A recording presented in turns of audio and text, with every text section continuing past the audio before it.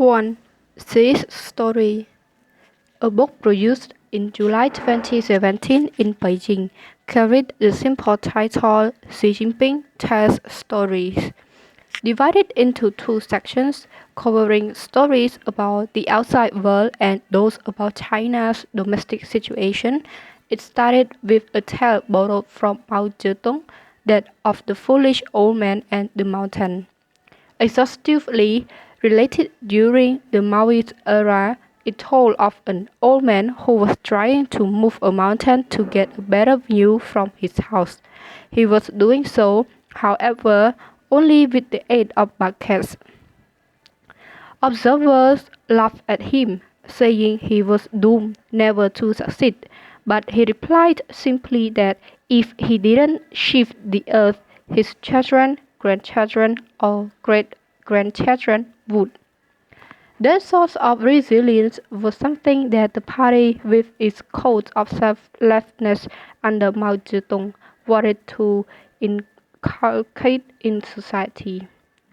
The great project of modernizing a country which had suffered so much and fallen so far behind was its most important mission right from the start.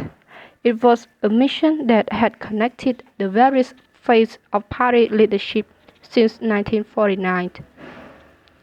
For the other tales contained in Xi Jinping Tells Stories, they used sources from abroad and from the rich and endless inheritance of Chinese classical literature. As the national storyteller-in-chief, Xi was attempting to emulate Mao's ability to encapsulate complex story in a simple format. The punchline to the story of the old man and the mountain was an uplifting one. God appeared, moved by the patience, faith, and resilience of the old man. The mountains were shifted. Justice prevailed. One of the most striking stories Xi has been telling since he came to power is his own. A book published in 2017 covered the era in which he lived in a cave in the remote Yang'an area in Shanxi province, another parallel with the life of Mao. The message was simple. This was someone who had really lived among the people, who had experience of hardship, and through this had earned the right to speak about the things that affected all Chinese people. Xi was referred to as a peasant emperor because he came from an elitist family but had been sent to the countryside during the Cultural Revolution, where he had experienced deprivation and hardship. Lee Kuan Yew, the late leader of Singapore, even went as far as to call him Asia's Nelson Mandela, while the foreign press referred dramatically to his time in the early 1970s as a pig farmer. This all conveyed the idea that somehow he had earned the right to occupy the high office he now holds. This formal recognition of Xi's backstory was a radical departure for the party. His immediate predecessor, Hu Jintao, had been the man from nowhere, someone who had never once in the public referred to anything remotely like a personal history. Even his precise place of birth was unclear. With Xi, there was a conscious effort by the party to make something of his story, using it to develop more of an emotional bond between the supreme leader and the Chinese people. There are two components of the story Xi had been telling about himself: his own personal narrative and that of the era of Chinese history he lived through. Xi's early years were spent in unusual circumstances in the prelude to and the aftermath of this strange, distorted period of the Cultural Revolution. This decade-long, complex movement remains an endless source of fascinating for people both within and outside China. More than 50 years later, there is no easy interpretative framework into which it will fit. Even those who live through it are often unable to understand precisely what happened. The Cultural Revolution is regarded as either an inter-elite power struggle that went badly wrong, a whim of Mao's that carried out of control, or a profoundly significant spiritual holocaust for the Chinese people which led to the collapse of their values and worldviews. It is most probably a mixture of all of these things.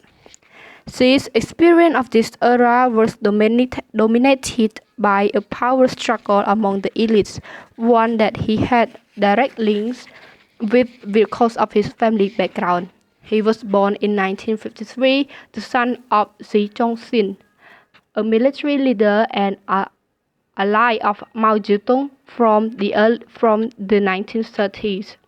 Zhongxin had been vice premier with some responsibility for culture up to 1961, when he became embroiled in a dispute over unfavorable interpretations of a novel published that year.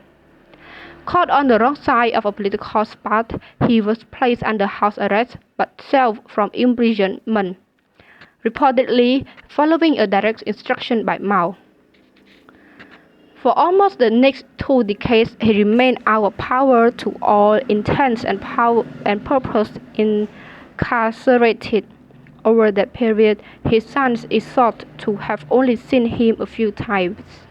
For Xi, the second oldest boy of the 7 children, the years when he was entering adolescence were the usual mixture of insecurity and bewildering personal changes. In 1966, he stayed on at an elite school next to the Zhongnan High Leadership compound, but he was then unceremoniously shipped down to the Yang'an area of the northern Shanxi province, joining a production brigade there. It seems that during this time he had contact with a figure who would be an elite leader alongside him later on, Wang Qishan. However, this period is romanticized in his current storytelling. Both historical and contemporary testimonies from others who went through this process reveal an era that was often dramatizing and alienating. Children from the city with no experience of rural life and no useful local networks were sent to areas which were mostly unable to look after themselves properly. Abuse and bullying were rife. Tales of resentful farmers and rural dwellers grudgingly looked after large numbers of people who were in their view pampered and mostly useless are plentiful.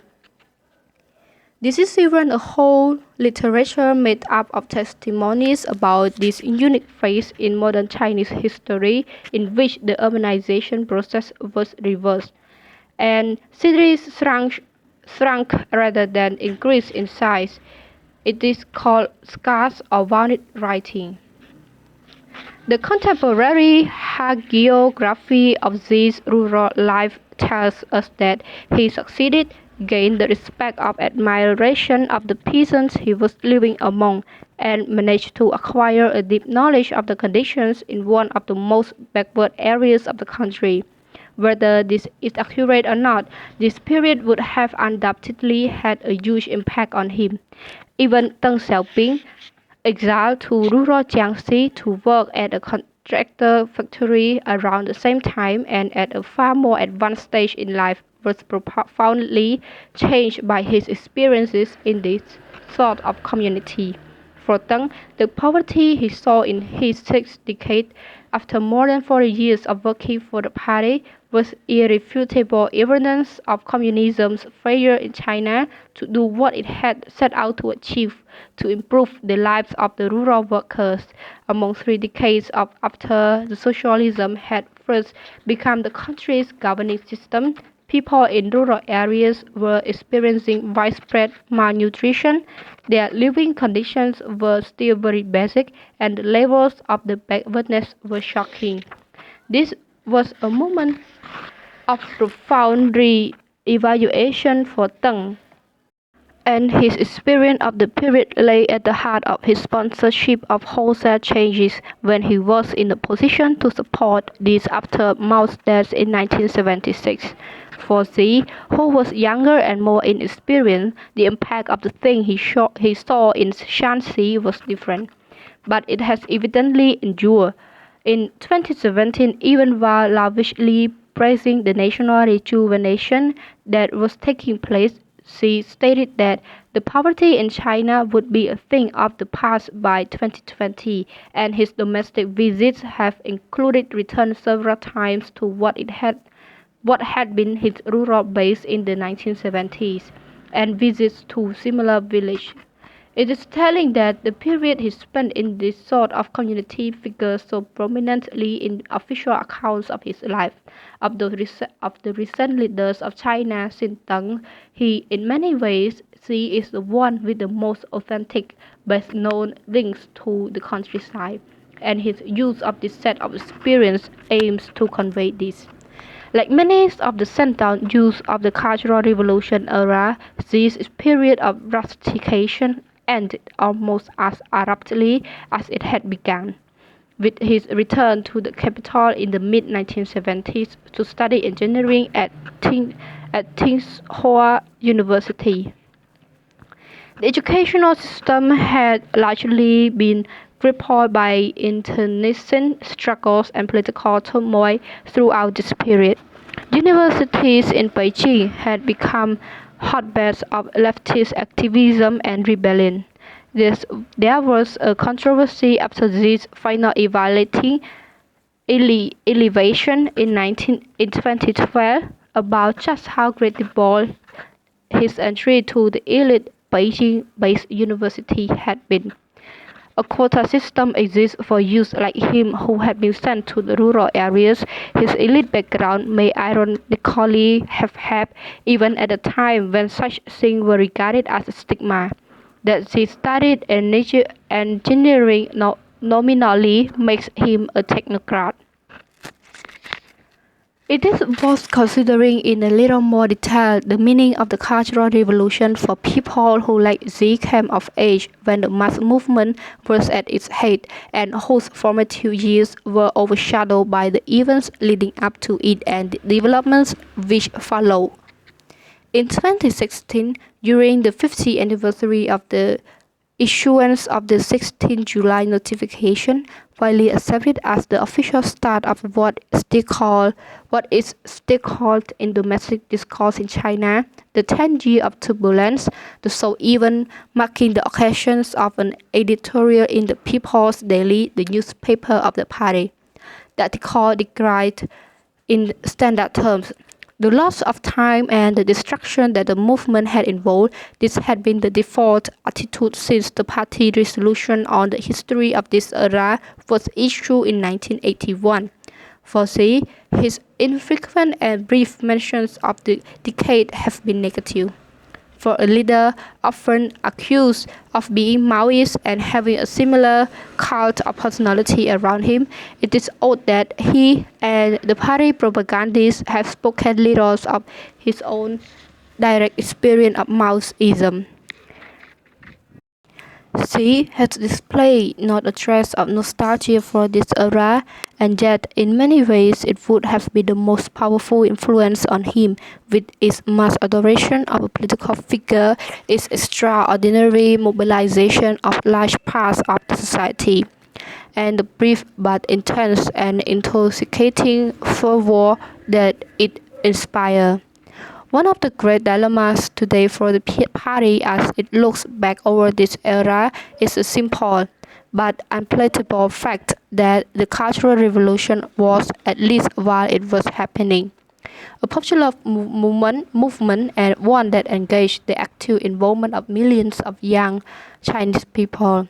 It was also a movement when China, for the only time in its long history, was unified by a faith that of Mao Zedong thought. This ended up being a faith that fell, but it left a profound stain on people's memories. In Z, for example, it gave him the worldview of a victim rather than a victimizer. That has proved unsaid. It means that his role is more complicated. He is more a survivor of Mao than a die-hard follower. His later commitment to Mao makes more sense if seen as a fidelity to a symbolic figure and to the creator of the body of ideas around signified Marxism that are still seen as relevant. But as for Mao as a person, things are more complicated. The one fact widely known about Xi is that his father at least survived the Cultural Revolution and made a comeback in the late 1970s during the era of Deng's rehabilitation. In that sense, he was spared. Many of his peers had perished. Xi, the sun stood on the outer circle of the Maoist fury and saw even from there the intensity of its inner fire that must have had a searing impact on him and given him a resilience which is stressed in his official biography to this day. It also gave him an ability to observe ruthless procedures with equanimity, something that stood him in good stead when he was to observe the fall of his colleague Bo Xilai and Zhou Yongkang years later. Mao was the greatest teacher and practitioner of the adage that in Chinese politics the winner takes all. In that sense, then perhaps only in that sense, Xi is a modern-day Maoist. In Western politics, we seek signs of agency in our elite political leaders, moments that have to reveal their inner conviction or lack of them. One of the main clues is their choice of which party to serve early in their careers. There are other movements along the way when they make choice or betray inclination, beliefs, and ideas. In the one-party system in China, the choice is simple for anyone interested in organized politics to join the Communist Party. The real question is why people want to get involved in politics at all, especially those from the Xi background. Politicians in the party seem to have little choice over their actions. However, from his biography, we know of two key features which demonstrate this free will. The first is the sheer number of attempts he made, 10 in all, to join the party before he was finally accepted in 1973. The second was his shift in the early 1980s from a military career to one in the civilian sphere. Once more, this seems to have been a personal choice. He worked from 1978 to 1982 as a secretary of Geng Biao, a member of the Central Military Commission and a key military figure. That should have set him up for a stellar career in the army, but he took the more elongated road through civilian, provincial administration and party affairs from 1982 onwards. That involved once more leaving the confines of Beijing and heading to provincial China, first to Hebei around the capital and then from 1985 to Fujian. Military carriers always carried status and influence in China, but they were never going to deliver major political clout. That Xi took this road might suggest that even as early as this he had a strategic vision of one day becoming an elite political figure. It certainly betrays an interest in the political realm and indicates some level of ambition. In the years Xi was in the southeastern coastal province of Fujian, it would have been difficult to imagine him having an easy road to Beijing and central leadership. Fujian was one of the most outward-looking provinces and was starting to engage with Taiwanese business because of its proximity to the thriving capitalist and technologically advanced economy of the de facto independent island. These 19 years here from 1985 formed the backbone of his career before central leadership. It was here that he married Peng Liyuan, the famous singer and lieutenant general in the People's Liberation Army. Peng was his second wife, his first marriage having ended in divorce. after his wife had moved to take up a diplomatic posting, accompanying her father to the UK. Peng is an important factor in this development, firstly because until 2007, her profile was far higher than his. She was the star of China's Central Television's annual New Year performance for many years, and secondly because his marriage to her was further demonstration that he was a member of the elite. Since 2007, she has figured increasingly as a source of background influence, possibly the first time since Mao that a top leader's spouse has been accorded a prominent public role. However, unlike the wife of Mao, the demagogue and leftist activist Jiang Qing, Peng's role has been far more benign. The final position Xi took in Fujian from 2000 to 2002 was as governor. Prior to this, in the late 1990s, he completed a doctorate at Tsinghua University in law in the Marxism-Leninism study department. He also managed to survive one of the most extensive corruption scandals when a Fujian businessman like Chang Xing almost single-handedly managed to seduce every significant local leader with cash, sex, or other inducement as part of the multi-billion-dollar smuggling racket. The fallout from the scandal led to Lai fleeing to Canada before being extradited back to China over a decade later, and the disciplining of a whole generation of Fujian-based leaders. Based on Xi's official biography and on statements he made at the time, he seems to have avoided the trap set for him. This is interesting in itself. The area was booming for much of the times he was there, making inducements almost irresistible to elite leaders and their personal networks. Again, was it a driving ambition that led Xi to be very cautious about his involvement with business networks? He certainly spoke as though he were someone with a clear divide in his head between the party as a political entity and the commercial world developing around it. Perhaps more meaningfully, he also managed to keep his immediate family out of the local business dealing. His sister and his elder brother were uninvolved with any major companies in the area where he worked. This was something that other elites proved unable or unwilling to do. Family ties in the society orientated towards family networks and are the hardest to resist and led to the fall of many of them. Xi's first major promotion was in 2002 to the dynamic coastal province of Zhejiang, where he served in the top party slot for 5 years. Around this time, he started to produce a blog, New Sayings from Zhejiang, about issues in the region, if not directly written by him, then ghostwritten with his close guidance.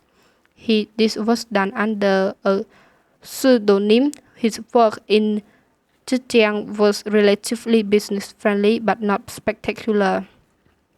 He encouraged foreign investors to come in greater numbers to the mostly private sector-dominated area and was present when Jack Ma started to develop a small internet startup which eventually morphed into the mammoth that is Alibaba today.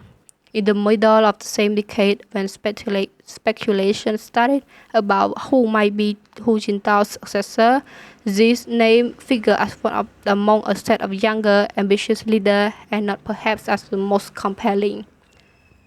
It was therefore by no means of a given that during the build-up to 2007 and the 17th Party Congress later that year, that Xi would emerge in pole position.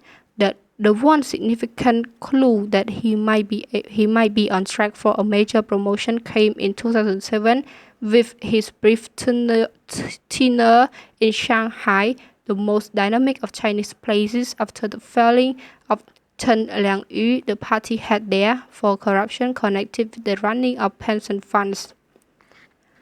As it had been for Jiang Zemin 2 decades previously, Shanghai proved to be a good stepping stone for going on to higher things. As a result of this period, there was a little surprise when he emerged in October that year as the fifth member of the Politburo Standing Committee and the highest-ranked new entrant.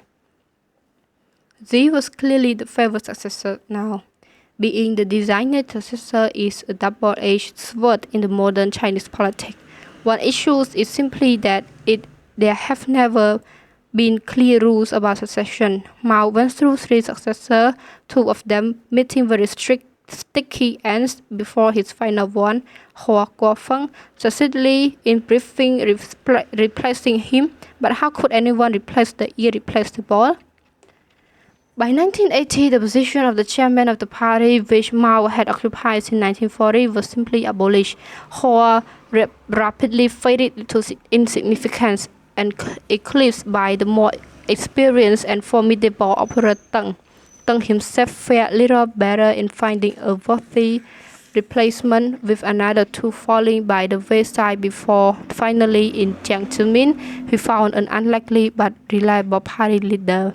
Between Jiang and Hu, there was a relatively clean changeover, at least on the surface, but Jiang maintained active links to the party's elite management, both formally and informally, well into Hu's decade in power. Some would argue he never stopped meddling. For Xi, therefore, the simple fact that he occupied prime position in 2007 meant little. The responsibility he was given to was symbolically high, but nowhere near as demanding as those of the younger leader elevating alongside him Li Keqiang. While Li had to deal with issues arising from intractable headaches like the management of welfare and health, Xi's main function was to chair the committee arranging the 2008 Olympics, head the party school, and busy himself with party matters. The one conclusion he seems to have drawn from observing the very high failure rate of his predecessor in this favored successor slot was the importance of keeping a very low profile. Like Hu, in the period of 1993 to 2002, he made a virtue of saying very little. Even his prolific blogging and written essays.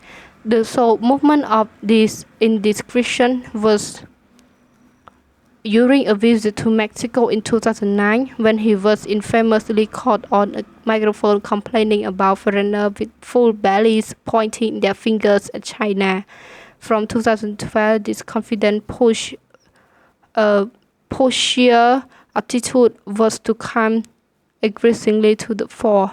At the time, however, it was unclear whether this was a real insight into Xi's soul or simply standard lines produced by grumpy, jet-lagged officials from the upper levels of the party. The period of transition in the elite leadership between 2011 and 2012 seemed like ancient history from the vantage point of 2018. But the 18th Party Congress took place during a period of heightened sensitivity and drama, much of which was unintended. The most important event during this period was the death of Neil Haywood in a 3-star hotel room in the southwestern city province of Chongqing. Haywood, a British businessman, had been based in China since the 1990s, and his career had been closely linked with that of Bo Xilai, the ambitious, charismatic leader mentioned earlier. Bo was the son of a man called Bo Ipo, one of the 8 immortals who had been present since the inception of the Communist Party in China, who had died in 2005, aged almost 100. Although Bo, his wife Gu Kailai, and son Bo Guo seems to have been acquainted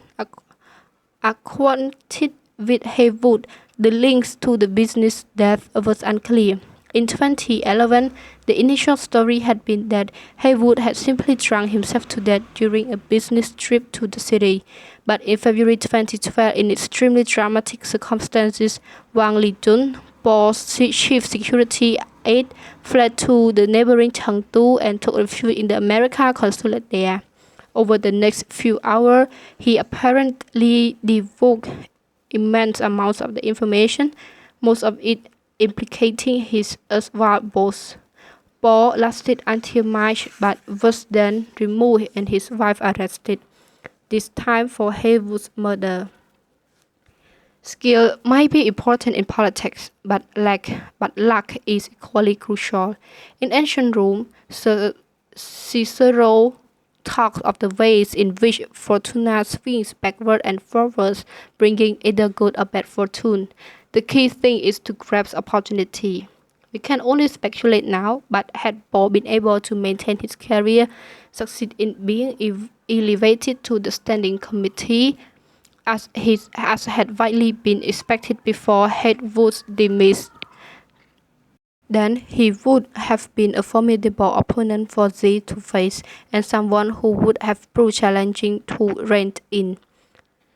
It is generally advised to subscribe to overheated conspiracy theories, but the categorical quick removal of such a potential competitor was for Z a pure gift.